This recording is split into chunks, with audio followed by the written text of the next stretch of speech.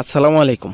খামারের সব কাজ শেষ করে আমাদের জমিনের পাশের কলা গাছ থেকে আজকে কলার ছড়ি কেটে নিয়ে আসলাম বাড়িতে। মানে আমাদের এলাকায় এটিকে কলার ছড়ি বলা হয়। ঘর থেকে বের হওয়ার পরে আকাশের দিকে তাকিয়েই আমরা মুগ্ধ। মাশাআল্লাহ, কত সুন্দর দেখতে। মাঝে মাঝে আকাশের অপরূপ সৌন্দর্য এবং বিশালতা দেখার পর মনের ভেতর থেকেই উত্তর বেরিয়ে আসে, যিনি খুঁটিবিহীন এই বিশাল আকাশ দাঁড় করিয়ে রাখছেন তিনিই একমাত্র প্রশংসার অধিকারী। যাই হোক, এখন আমাদের কোয়েল পাখির খামারে খাবার দেওয়ার সময় হয়েছে। কোয়েল পাখির খাবার দেওয়া শেষ করেই আমরা কলা গাছ থেকে কলার ছড়িটি কাটতে যাবো ইনশাআল্লাহ। আমাদের কোয়েল পাখির ঘরগুলো ছোট ছোট করে তোলার কারণ হচ্ছে আমাদের ইনকিউবেটর মেশিন থেকে যখন 7 দিন পর পর 600 করে বাচ্চা বের হবে, আমরা যেন আলাদা আলাদা ভাবে পালন করতে পারি। ভিন্ন ভিন্ন বয়সের কোয়েল পাখি যেন একসাথে হয়ে না যেতে পারে, সেটার জন্যই মূলত আমরা ছোট ছোট করে ঘর তৈরি করছি। যাই হোক, এখন আমরা যেখান থেকে কলার ছড়িটি কাটতেছি সেটি হচ্ছে আমাদের জমিন এবং বাড়ির মাঝামাঝি। আগে যখন আমাদের গাছগুলোতে কলা ধরতো, ধরার পর 2-1টা কলা গাছেই পাকা শুরু হলে তারপরে আমরা এখান থেকে কলা কেটে বাড়িতে নিয়ে যেতাম। কিন্তু এখন চুরের বয়স, সেটা আর করা সম্ভব হয় না। গাছের মধ্যে কলা পাকা তো দূরের কথা, এর অনেক আগেই চুরে সেটা নিয়ে যায়, যার জন্য মূলত এখন আমাদের আগেই কলা কেটে নিয়ে যেতে হয়, মানে চুরের আগে আর কি। যাই হোক, গাছ থেকে কলার ছড়িটি ছাড়িয়ে তারপর গোড়া থেকে কলা গাছটি ভালোভাবে কেটে রেখে যেতে হবে, কারণ একটি গাছে একবারই ফলন হয়, দ্বিতীয়বার এই গাছে আর কলা ধরে না। তাই গোড়া থেকে ভালোভাবে কেটে ফেলতে হয়, নয়তো এই গাছ থেকে জন্ম নেওয়া যে কলা গাছগুলো আছে সেগুলোর সমস্যা হওয়ার সম্ভাবনা থাকে। যাই হোক, এই 2-3 দিনে আমি অনেক কমেন্ট পাইছি যে আমি কোন এলাকায় থাকি, আমার ঠিকানা কোথায়। আপনারা অনেকে আমাদের খামারে আসতে চান এবং আমাদের খামারে এসে দেখে শুনে তারপর কোয়েল পাখি নিয়ে যেতে চান। আমাদের ঠিকানা হচ্ছে কিশোরগঞ্জ জেলা কুলিয়ারচর থানা।